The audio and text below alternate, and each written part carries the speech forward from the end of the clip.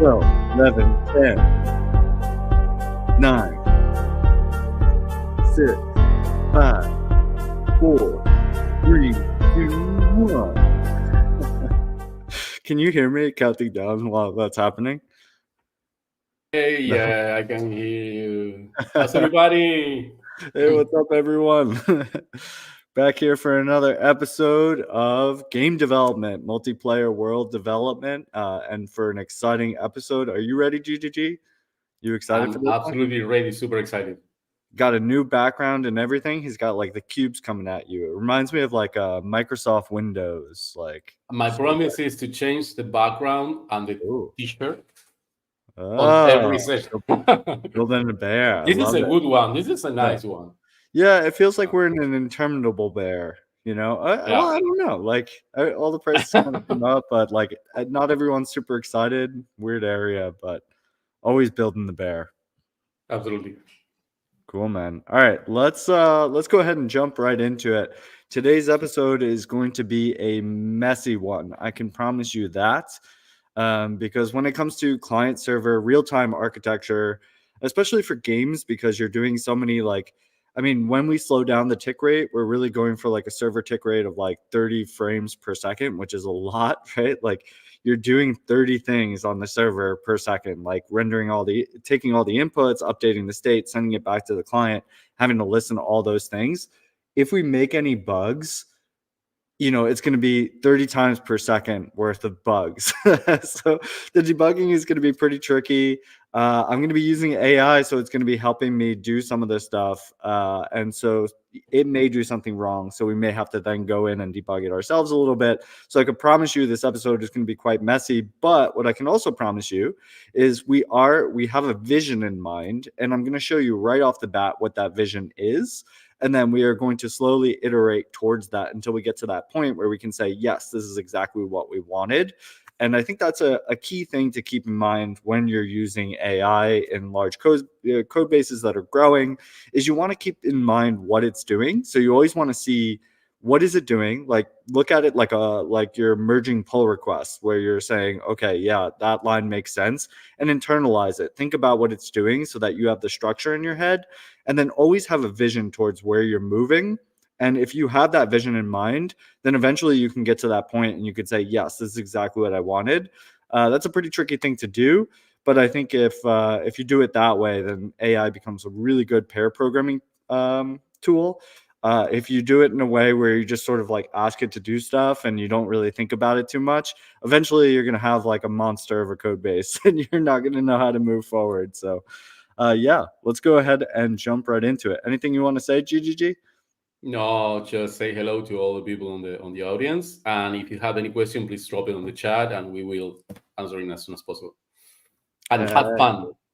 Yeah, that's the key. That's the goal here. We got to have some fun. So, yeah, if you have a fun question or something that you want to say in the middle, or you want to be like Tebo and you want to save me when you notice, yes, loving the series. Awesome.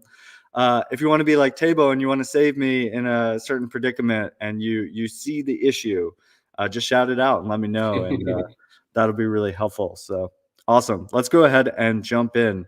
So I can't do one of these without first, let's go ahead and share my screen, give you guys the infinite window. And I can't go into one of these without, of course, first shouting out Shapecraft. It is rapidly approaching. I think we got like 2.5 weeks left until November 18th. So really, really excited for what we're building up to. Again, what we're building in these episodes and what we're building on Wednesdays together are going to kind of combine into a forkable project that I would love to see people use as the base of their project to build on. So if your team wants to start there, please do. That would be awesome. I would love to see that. So that, these episodes could be really, really helpful for you to get a project up and running. Of course, it doesn't have to be, what I'm building here. We're really just looking for like composable worlds built on top of NFTs. And the Shape team just did an awesome job just updating the website, I think today. So there's a whole lot more information about what it means to build new worlds and to build existing worlds, They even have this like idea of like a Tamagotchi where you bring like a pet everywhere you go into all these different worlds, and look at those different windows, right? This is super cool, right? So this is starting to be what we're talking about here in these workshops as well. So definitely take a look at those. See, if it inspires your creativity. We're really looking for novelty here, some really new, cool stuff that maybe people were excited about when blockchains first came out, or specifically smart contract blockchains, and maybe we haven't seen as much of as we ought to, right? So start getting really excited about that stuff. Check it out. Go to shape.network/shapecraft. Learn more about this gas back mechanism. So in the last episode yesterday, we talked about gas back over smart contracts, and Tabo had an awesome question. So if you want to learn more about gas back, you can watch yesterday's episode. It's recorded on Alchemy YouTube and on our Alchemy Learn Twitter, or you can come here to the website and go directly to the source and learn about what gas back is. Sweet. Cool. Awesome. Let's go ahead and jump in then, shall we? Cool. Yes, sir. All right. All right, cool. So let's pick up where we left off first. So I have this code base called Game Episodes, and I may have changed it around just slightly so I could update it and send it into GitHub. Although, this isn't a Git folder. I could have sworn I uploaded this to GitHub, but I don't see like I think I called it Game Episodes. Oh, it is a Git folder, so there should be a .git on here. So oh yeah, there is a .git. It's just not showing up in okay. I forgot that .git files folders don't show up inside here, so you won't see the .git. I didn't think this was a Git repository, but there we go. It's a Git repository now. I may have done that offline, but everything else you see here is what we built last time. This game.js got moved into source.game.js. For a second there, I thought all of our game logic was gone, but no, it's in there. So we can delete that one. And so we moved it into source. And the reason we did that, if you remember from the last episode, was because we had created a build server called Vite, which is an awesome build server.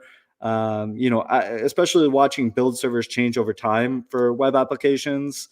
Vite and the latest build servers that are available now are just so awesome and so much easier than like creating your own Webpack config and all that stuff that you used to have to do. So Vite is a really good build server that's going to do like automatic reloading whenever we change something on the front end. So what we have now, and since this is a new Git repository, I do need to npm install. So if you go online and you find my Git repository, it should be github.com/Dan-Nolan. Let me go look this up just so you guys can see it.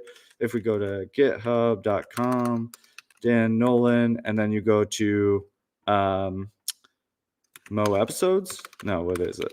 Let's find it here. Episodes, Mo Episodes. There it is, right here. So Dan-Nolan/Mo-Episodes. Go out here, check it out. You'll be able to find everything that you need to be able to run this and do exactly what I'm doing here, and tune into the broadcast. So what I'm going to do is after this episode, I'm going to create new branches for every episode. So if you want to go back to episode 1 and work off of that, branch, the one that we have now, you'll be able to do that. And there'll be an episode 2 branch, 3 and 4, so on and so forth. So great. So what we have right now is once we npm install, we should have ourselves Vite should be installed as a dev dependency, and then Phaser, which is this JavaScript game framework that we're using, like a game engine for specifically for browser and mobile game development in JavaScript.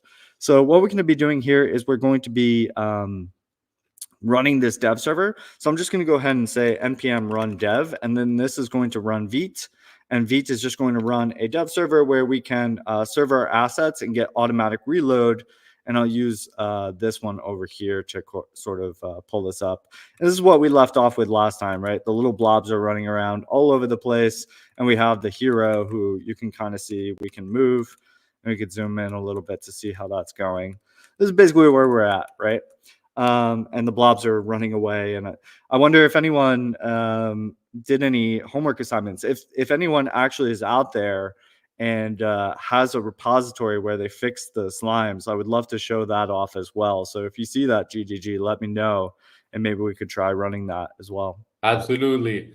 Also, remind that on Alchemy University Discord we have a channel. We have many channels, but topic of the week where we are discussing this kind of project. So you can show your project, discuss with other students and developers, and we will try to amplify your project. So cool. Sweet. Cool. All right. So let's go ahead now and talk about what we have so far and where we're trying to go. So, right now, I mean, it's really basic, right? From an architectural standpoint, the only thing we really have is a client, right? And the client is really mostly all like Phaser.js logic, Phaser.js with like a Veep build server, right?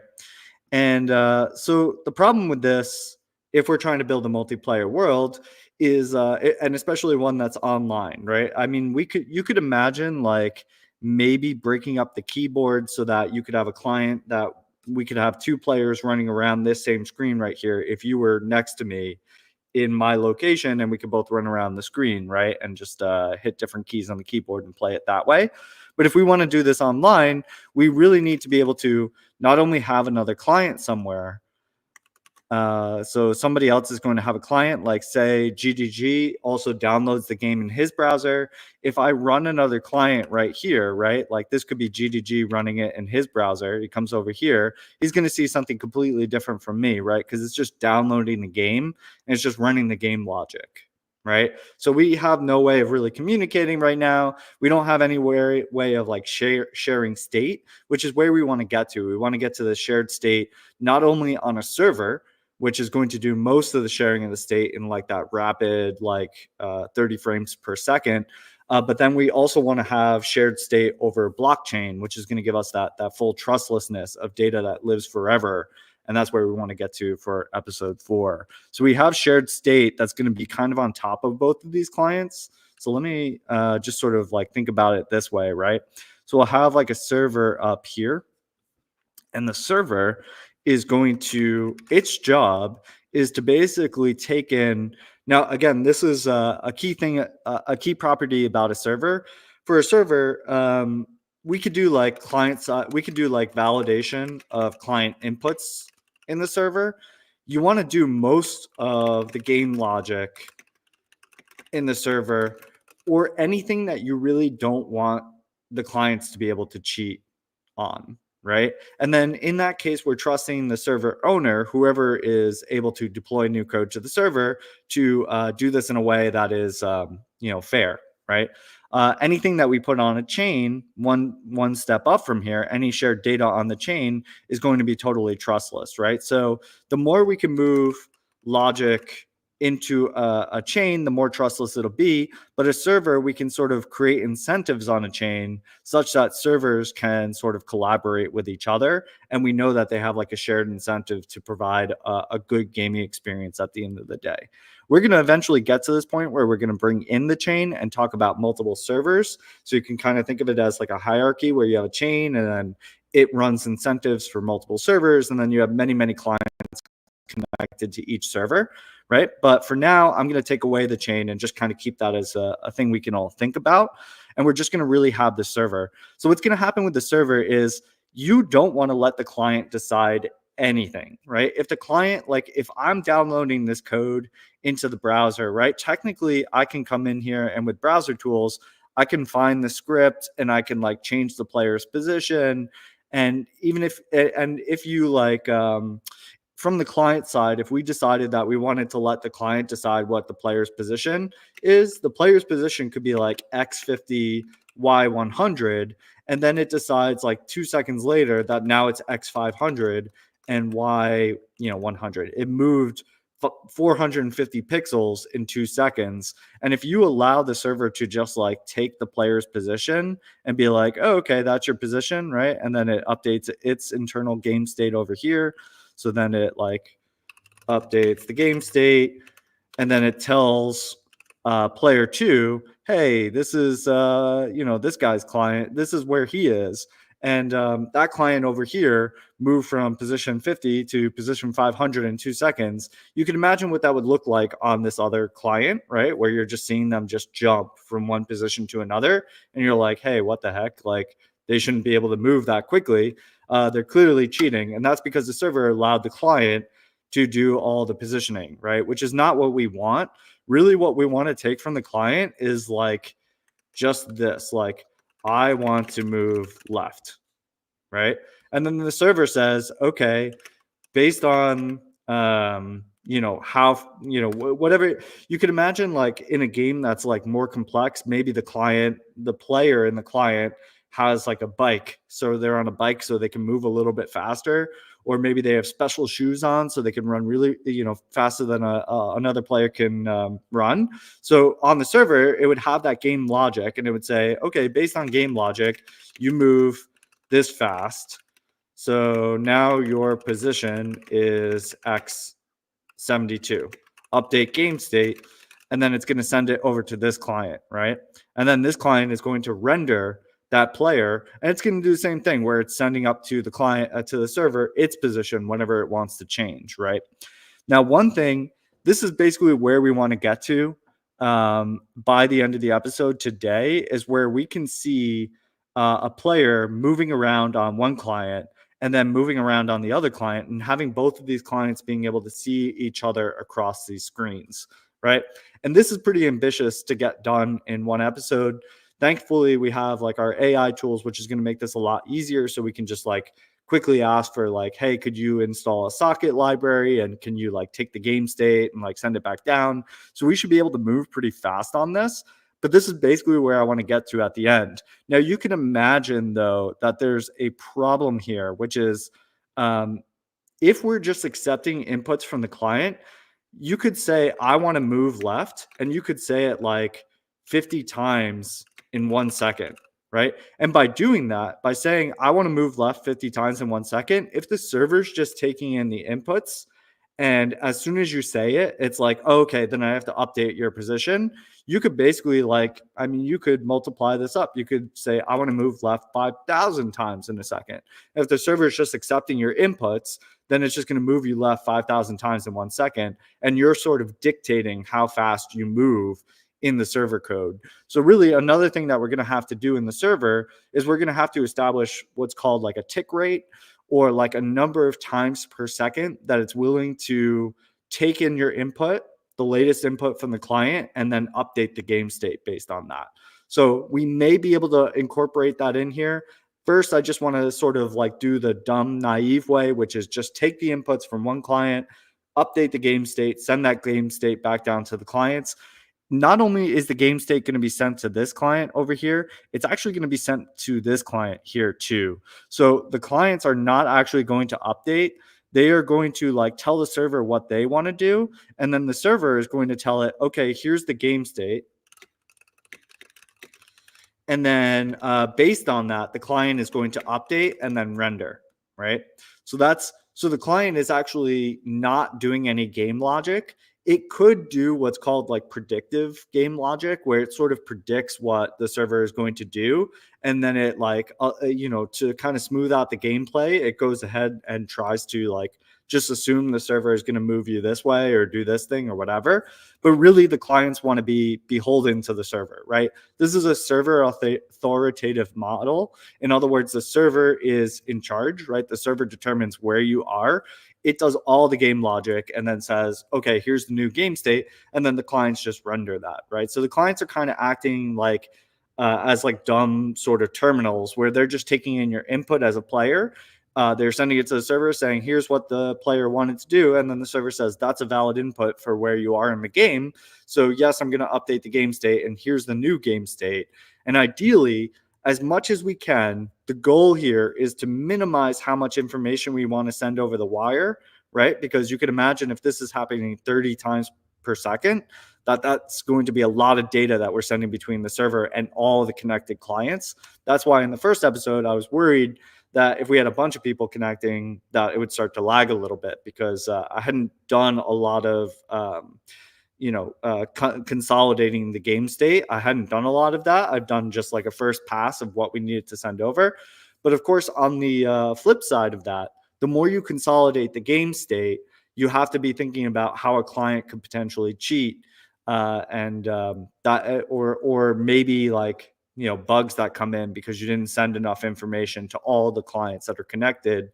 And you want to be thinking about eventually, if you were to break this up into multiple rooms, like multiple maps and areas in the game, that you're only sending socket updates to the clients that care about those updates, right? If the player's not being rendered on their screen, they probably don't care what the player's doing.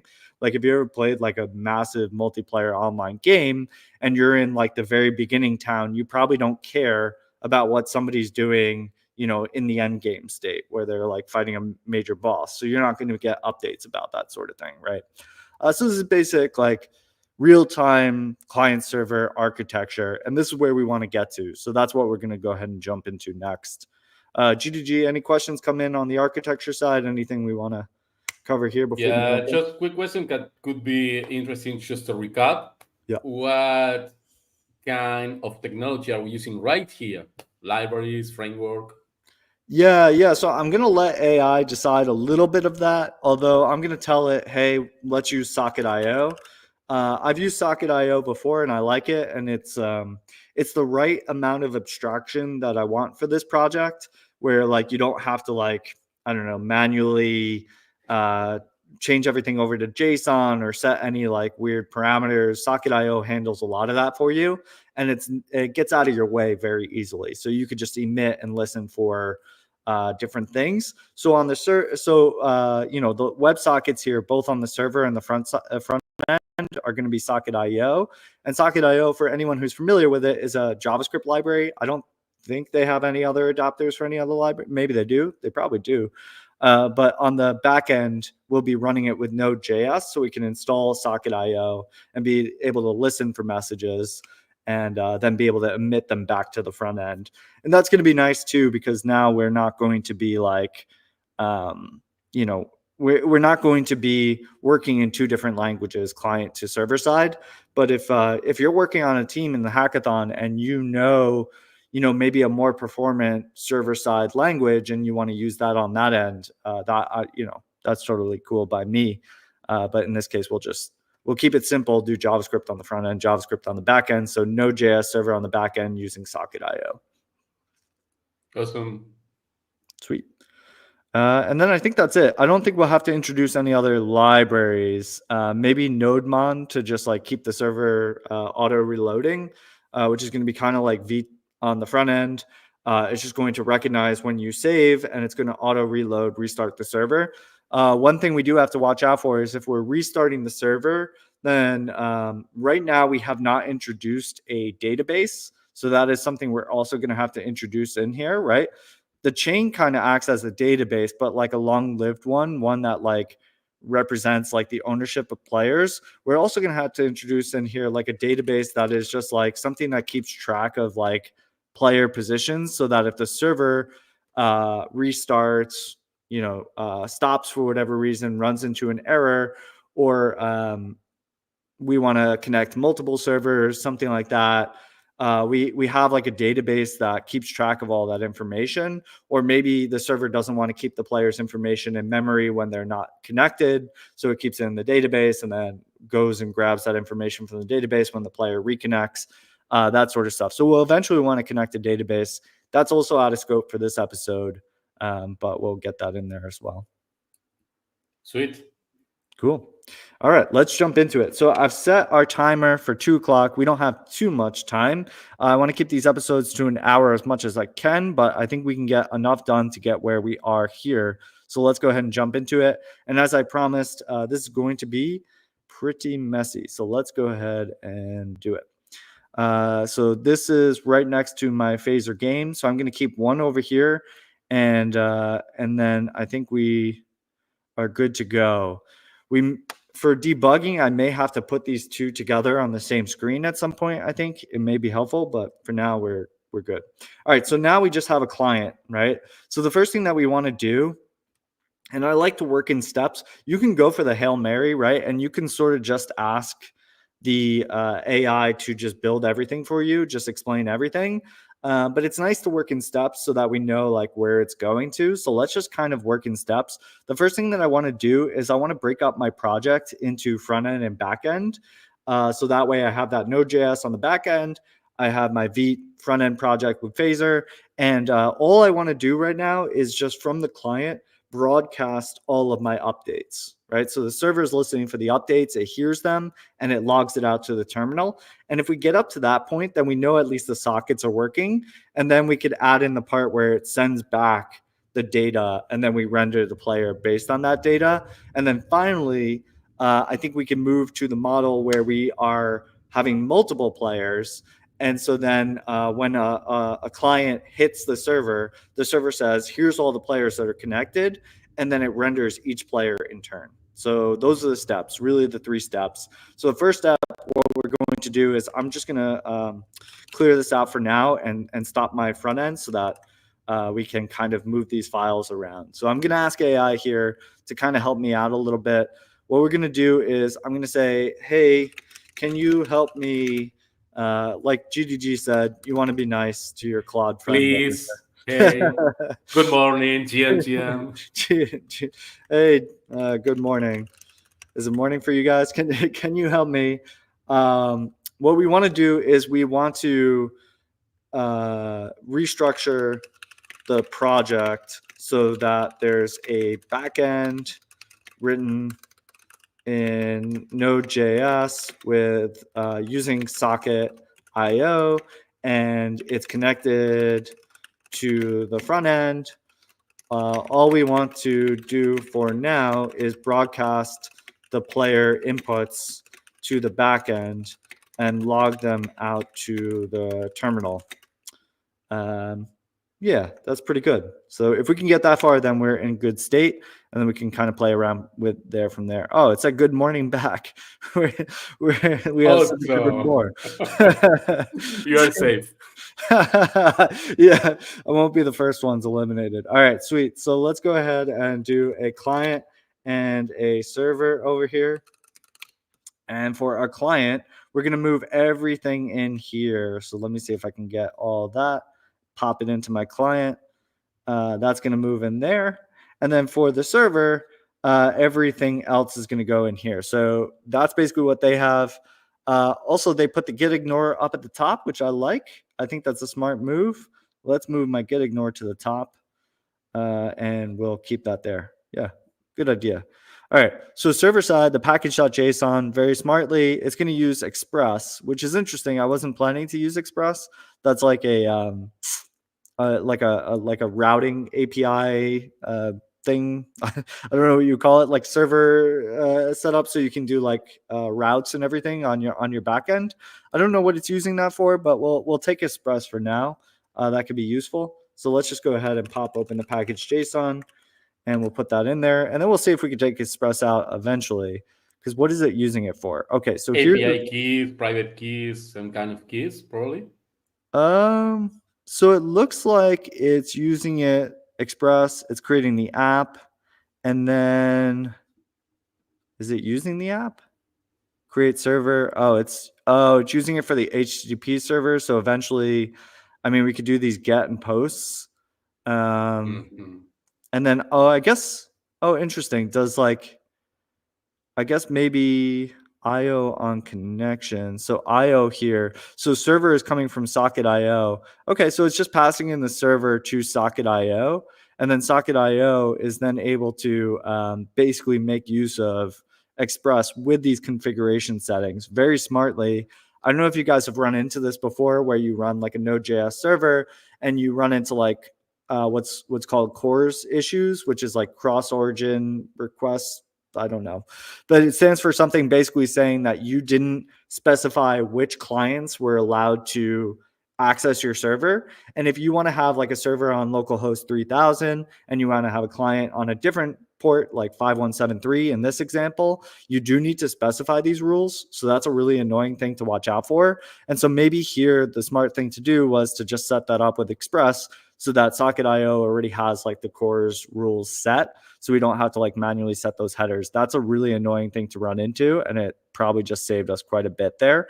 And then it's going to run this on port 3000. And then this is the main thing that we were trying to get to here, which is This is Socket.io. And Socket.io, what's happening here is whenever a socket connects, it's going to log out to terminal, a new user connected. So that's one thing we can test is when we hit the client, does it show in the terminal a new user connected each time we hit a new tab? And then whenever it runs player input, it's going to say player input received. And then when we close the tab, it should say user disconnected. So that's a good test to see whether everything's working properly, just to get us off here from the get-go. So let's just do an index.js like it's saying to do. And then on the front end, it's telling us that we need to add socket.io, which is totally correct. I don't think it's changing anything else there, but we could see. No, it looks like that's good to me. It didn't. Yeah, no, that's good. And then on the game.js side, it's only going to change a couple things here. So let's go ahead and just pull those over. I'm not applying these changes because I just moved all the files into new folders. So I don't know if it'll do the applying properly, although we could try to see. Something that would be nice offline too is to start to like just rearrange these files. But for now, this is what we'll do. And let's try to apply, but I don't know if it's going to get that right. Okay, so it added socket.io. You could see that it imported it up there. That's good. We'll accept that. And then down here, it's taking the input state and it's just emitting that over to the server. And I think that's all it did. Perfect. That's all I really wanted to do for right now is just emit it to the server. And then we'll see the next step very manually, what we need to do to make it so that the client isn't the one doing all of the determinations of the speed, and the speed therefore sets the player position in a new spot. We don't want to do that on the client. We don't trust the client. So we're going to do that all on the server. So let's go ahead and do that. And now it's just telling me to run dev. Cool. So that means on the server, it did run dev and it used nodemon there, which is awesome. So nodemon is going to automatically restart my server for me. So then what we could do here is we can just come down to our game episodes. We can go into the server as one terminal and we can run npmi. And then that's going to create new node modules down there. And then we could do npm run dev on our back end. And then also on our front end, we can come in here to our client and we could do the same thing. Now we need to npm install because we got socket.io. And then we'll run npm dev. So if this is working, nothing should have changed about my client-side code, but we should be getting server messages for the player input received. So you could see what it's saying, left, right, up, down. So right now it's not receiving anything really. But if we were to like put these two together, you could see that as I'm moving. It's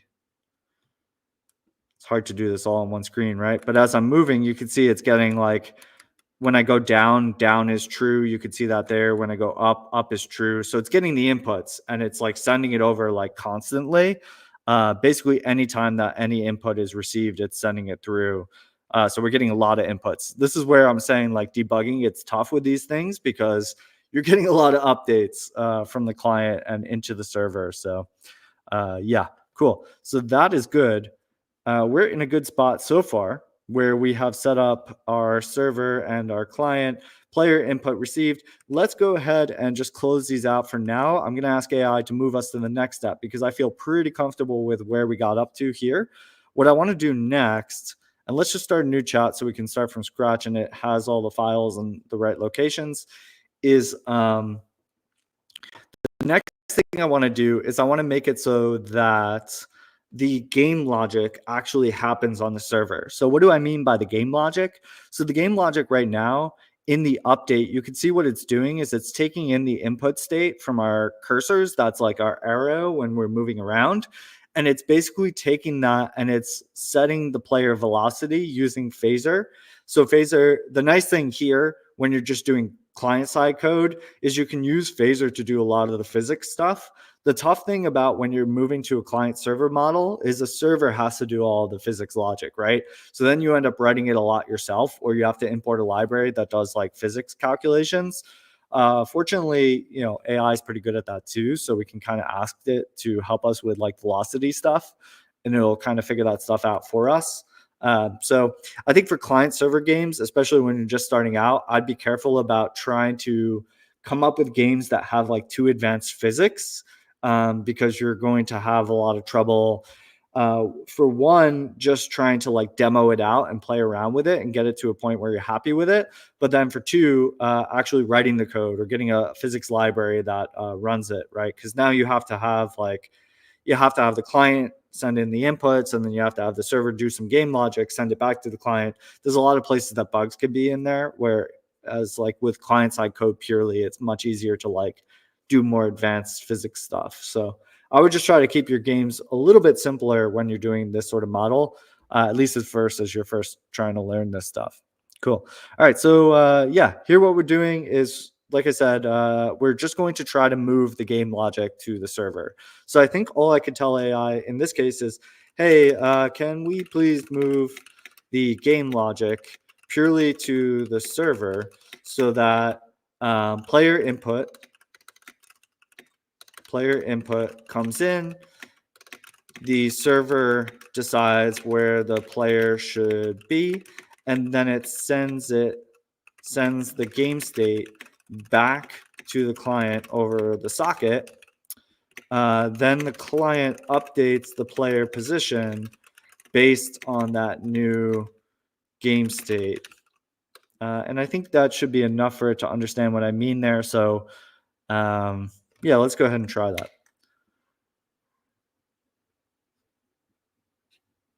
Cool. Did it get the full context? It only seems to have pulled up get ignore, so that kind of makes me nervous. I don't know why it's only saying get ignore there, but hopefully it got the full context of the game.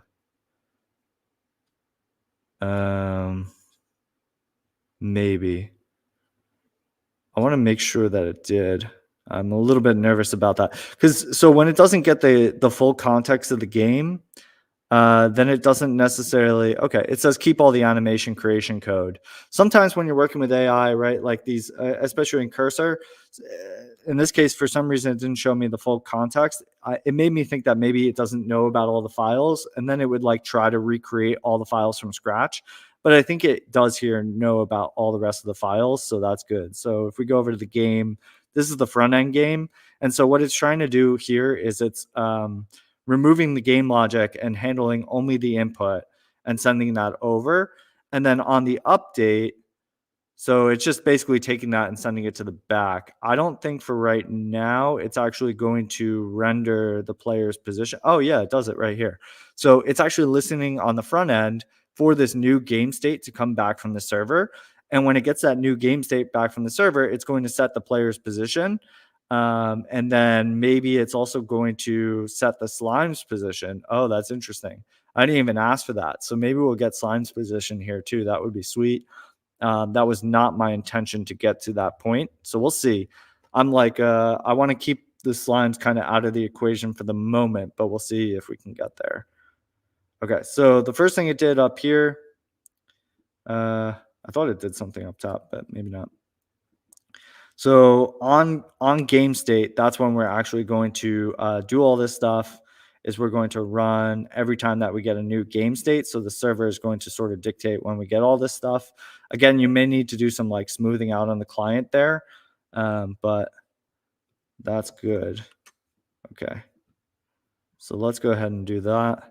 And then for our server, we're going to want to handle game logic up there as well. Create a new server file. See, this is what I was worried about. I wonder if it doesn't know about our files. I'm going to redo this prompt because now it's trying to like get a new server file, unless it's going to import it in the index, in which case, oh no, it is. Okay. All right, cool. Things to watch out for, right? So we're going to create a new file. It's going to be called game.js. I do like that it's breaking it up into multiple files here. So now we have like a game state that's like a particular class. That is pretty smooth. It also has the slimes. It's initializing the slimes in the back end here, which is really cool. I didn't ask for that, but that's what it's doing. And it's going to update the slimes randomly. Oh, sweet. Look at that. This is really cool. That's scary. The slime is taking control. Yeah, exactly. You know, like it's, but it knew, like, I told it to move all the server or all the game logic over to the server, right? So it took a look and it saw that there were like slimes and everything. And yeah, you know, that's super cool. So All right, cool. So now, though, it's trying to move us over to port 8080, which I'm a little bit nervous about. I don't know about that. I don't think we did anything to move it. So I'm going to reject that one. I'll accept everything else. And so now on the server, when we get player input, it's going to do this game state update, and then it's going to emit the new game state with the player and the slimes. All right. Anything else? No. All right. Let's see if it works. I never think it's going to work here, but sometimes it really surprises me, right? So let's go ahead and give it a shot. So on the client side, we'll do this. And now we have to run the server as well. So let's run that. Oh, server broke. Requires not to find an ES module scope. So let's see why. That is in index.js. That's weird. Require is what you use on the back end. Why? In Node.js, we should be able to use require. We do have, why is it? Did we change our, so there's like, oh, this is saying type module in the package JSON. So that does change like the way that you do imports. And I am not like an import expert, but you have like the different types of imports. You could do your like import from, and then there's like the old require syntax, which is what Node.js has always used historically. I'm going to get rid of this type module from the package JSON there and just run this like that. That seems to have fixed the issue. So, okay, it said player connected. So let's see. Oh man, I lost my window over here. Let's move this one over here. Okay, so it said player connected, and I'm zipping around. That almost seems like it's working, I gotta tell you. So it'd be weird if it was working. Okay, so am I moving the same player?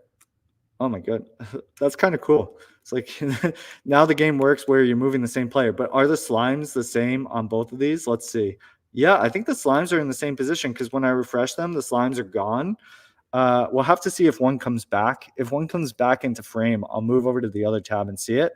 Or, right, because we're using a server with its own set of memory right now, when we restart the server, all the slimes will be back where they were. We really got to set those boundaries, right? But I guess this does help us debug a little bit, knowing what we have. So let's go ahead and just restart the server. So when we restart the server, we should see slimes all over. And yeah, that's the same slimes position. Whoa, that's super cool. We have two connected clients and we have a guy running around. That's actually everything that I said that we wanted to get to. Wait, no. That's not true. I really wanted to have two guys running around, right? I said I wanted one guy running around here. I wanted the other one running around and controlling. We don't all want to be controlling the same character unless you're like, I don't know, like, you know, Twitch plays Pokemon. Have you ever seen that where you're like putting it in the chat and everyone's controlling the same character? We don't really want to do that style. We want to have our own individual character on each screen. So let's get to that point.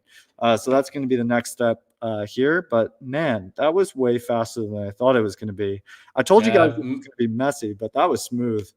Man, that's cool. Probably you choose cooperative instead of competitive mode at the beginning of the game, so both keyboards are controlling the same player. Yeah, it's kind of interesting, right? I mean, it's based on like the prompting that I did that it ended up in that state. I mean, when we think about it, like what is it doing right now? And if we take a look at the code, we can kind of see and understand what's happening, right? Which is that we told it really only that there's one player. And this player, when we come into the game and we load up the client, what it's doing is it's setting the player at a very particular location. And then it's setting the cursor keys, it's setting the animations. It would be really great to clean all this stuff up. I wouldn't want to see animations here in this file, but and then it sort of creates the slimes and everything. Then when it receives game state, so initially, actually, I would expect that when we load this game up, you would actually almost see the character jump from the original position to there. But that's interesting. It almost like it does load it up exactly where it is. It's almost like that first render doesn't come in until we get the game state, which is kind of what we wanted. So that's cool. So I guess somehow the render isn't happening until we get that game state. And when we get the game state, what's happening is it's taking the one player. You'll notice that the game state right now only keeps track of one player. That's the big move we want to move to, is we want to make it so that every player that has a socket is going to now have a new identity. It has a new ID. It's going to have its own position, and we're going to like keep track of a whole bunch of players, much like we're doing for the slimes here.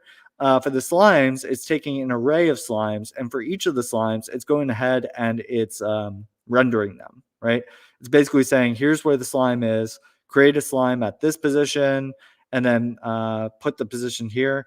This is also something you may not want to do for performance reasons. So this may be something that we would eventually want to take out. It's a little bit odd that essentially right now it's like creating new slimes every time we get the game state. I would expect that's kind of weird, actually. Oh, you know what? Oh man, that's really interesting.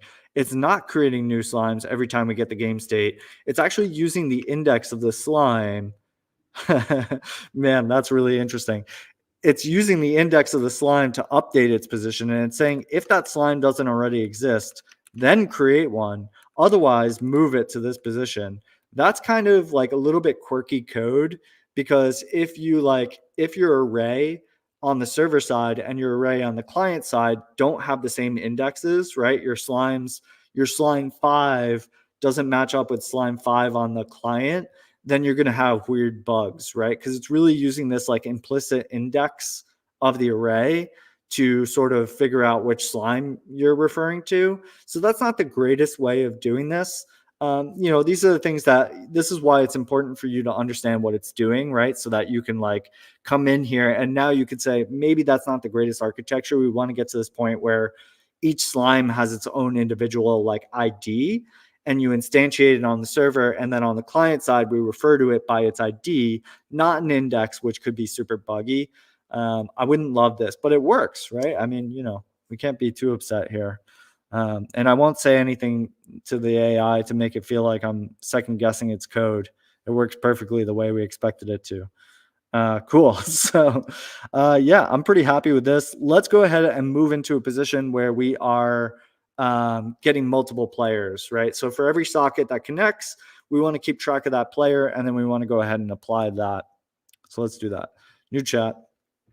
So, hey, can we please make it so the game state on the server tracks multiple players by their socket ID and then sends back the players in the game state to each connected client where each player is rendered. Yeah, that's pretty good. I don't know if there's anything more I need to say about that. There's some extra things that may happen on the server, right? Where we need to it should, on the server side, when it gets the socket ID, it needs to sort of match that up with the player that socket controls, and make sure that we're controlling our player and not the other player. So hopefully it sets that up properly so that it can have a mapping of the players to their sockets. I kind of think that it will do this based on this prompt. So let's see if it does it well. This time it's definitely reading all the files, so that's pretty cool. Yes. All right. This looks great. So it's creating a mapping of all the players, and then it's setting the player by its socket ID. That's exactly what I was hoping it would do. So when we have the game state, we're going to add a new socket ID to the players, and then it's going to have the position of the player, setting the initial animation to idle down. Flip X, again, is, if you remember from the last episode, we don't have any, I think it's left animations. We only have right animations. So if they're facing left, we want to flip the X. That's true for the slimes as well. So that's in there. And then remove players, just going to delete players. This, again, would be a good thing to add to our database. So when we remove a player, we set their position in the database. And when we reload them later, we can just pull it out of the database so they go into the same position that they were in, unless you want that game functionality where they always restart every time they reconnect or something. which may not be great if, like, I don't know, they're having internet issues or whatever. And then there's this update, which I think is pretty similar to what it had before, and it's going to update the slimes. So it's going to update each player by their socket ID. I think that's the big difference here, right? So if it doesn't find a player, then it's just not going to do the update, which is good sort of like edge case handling. Shouldn't happen there. And then it's going to take the player movement and sort of move them over here. And then we'll look at the client side to see what's happening over there. So let's move over to the game state. We're going to apply this. There's the new map. There's our new update player function that's like all set up to handle this based on the socket that we are updating. And it's not going to change anything about the slimes because the slimes was good. Cool. So let's go ahead and save that. Now, the next thing, it's going to say, all right, let's update our server's index.js, right? So what is it going to do over here? So on connection, it's going to add the player, right? So this is the socket IO connection. So when you first connect your socket, it's going to say, hey, the player's connected, and it's going to add them to game state. And then when they disconnect, it's going to remove that player from game state, right? And then interestingly enough, when it disconnects, oh, that makes sense, I guess. It's going to send the game state to all the other players saying, hey, this player just disconnected, removing them from the array, right? So it's just going to go ahead and take that's interesting, array from game state players entries and map them to a state. Yeah, okay. So it removes the player first, and then these players from the game state won't have that player in there anymore. So when we load up 3 clients, we won't see that player rendered anymore at that point. Now, again, reminder, this is like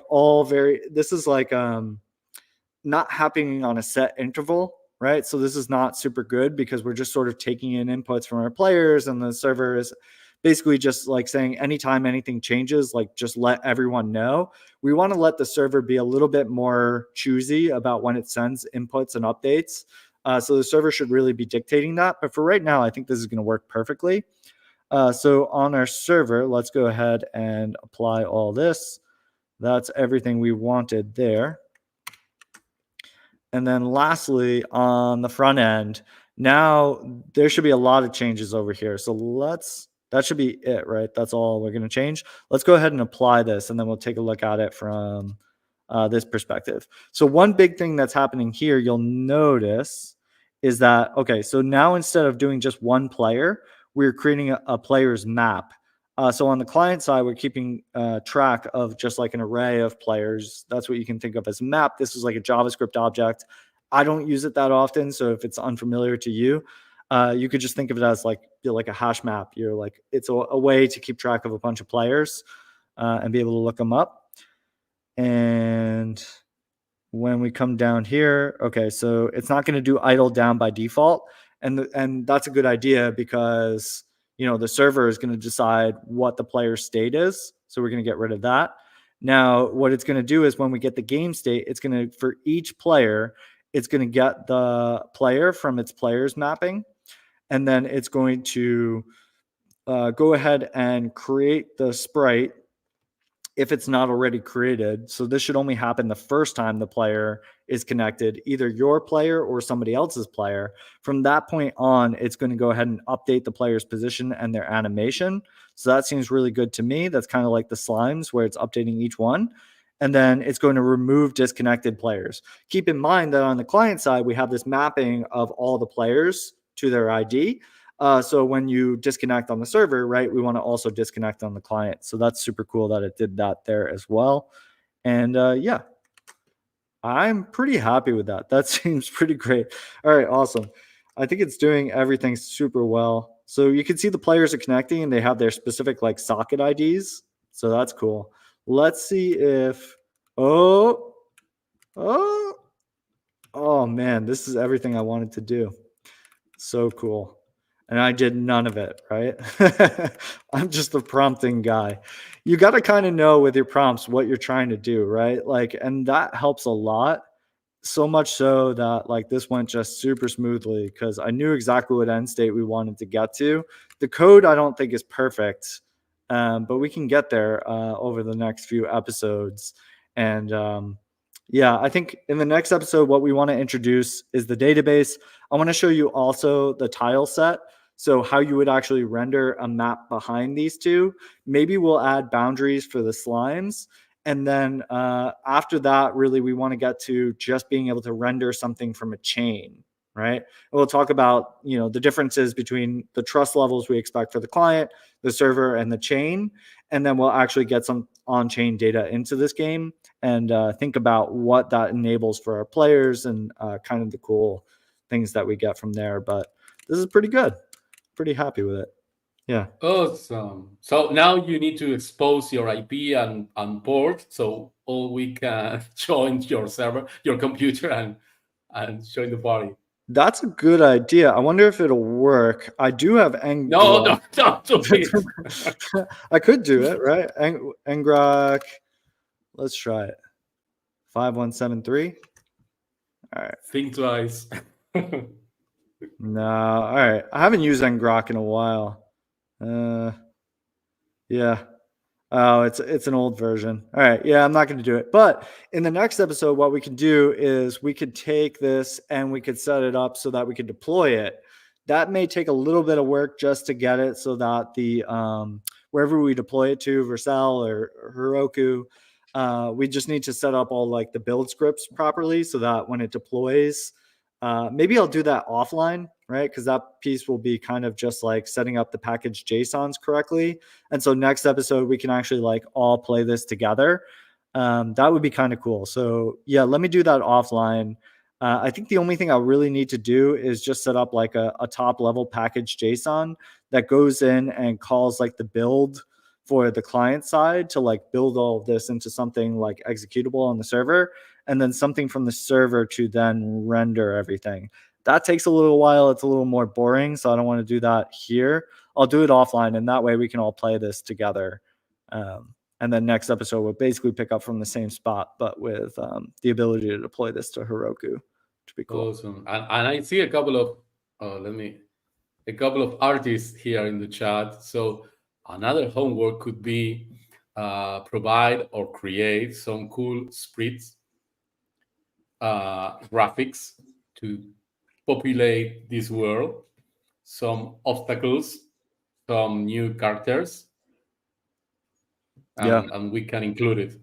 Yeah, 100%. So something I would mention there too, if you haven't done game assets before, go to like itch.io. You'll find free game assets. You'll find game assets that you can buy from other people, usually for a pretty cheap price, and you can modify them if you're an artist, right? And you could use those. There's also a tool, I'll look it up for next time, that's starting to use AI for sprite sheet generation that could get you started. Again, I feel like these are things that like will make an artist better, because like you want to get to that point where you can like modify the sprites yourself and you like have that eye for design. So yeah, we'll take a look at that one next time as well. There is a question here that is a good question. It shows the same localhost URL. Is that okay? Shouldn't it be too different? That's okay, so that's interesting, right? So basically, so what they're asking here, Learn Web3, is we were connecting to localhost 5173 on two different tabs. What's happening there, and you have to think about it from like, I don't know, the technological perspective, right? You have a Vite build server, and the Vite build server is basically doing all the magic to make it so that we could like get auto refreshing assets all in our. So whenever we change something on the front end, it automatically goes and just regenerates that and refreshes the client as we go, which is super nice. So basically what you're doing there is you're connecting to a server when you hit port 5173, and you're getting all the assets and you're running the client code. So in those two different tabs, I am creating two different instances where I am downloading the client code and I am creating a new socket. That's why when you saw on the server side, I had two different socket IDs. Even though I have the same two tabs connecting the same two ports, I'm connecting via a new socket. That's how like the browser is set up. And I'm also instantiating like a new client in those two different tabs, which are kind of like independent. So yeah, even though it's the same port, different setup, different logic. Cool. Sweet. Awesome. Well, I'll make that available. So if you guys go to github.com/Dan-Nolan, I will and then it's MOW-episodes. You can find this repository there. I'm going to make a new branch that's going to be episode 2, and you guys will be able to pick up from there. So yeah, challenge yourself to do some more cool stuff. You know what would be sweet is if somebody could like render above the character the socket ID or some sort of differentiator, so that like when you're looking, you know that this is you, or like highlight the character, so when you're like playing with the character, you can see, oh, that's me, not the other one, because they look the same right now. So that might be an interesting thing to look A into. glowing border. Perfect. There we go. TD is the one here in the chat. Tell them, Raul. Sweet. Well, thanks so much, everybody, for tuning in. Hope you enjoyed it. And we'll see you next week on Wednesday for Web3, and then Thursday again for game development. Thanks, everybody. Take care. Thank you, Dan. Thank you. Bye-bye.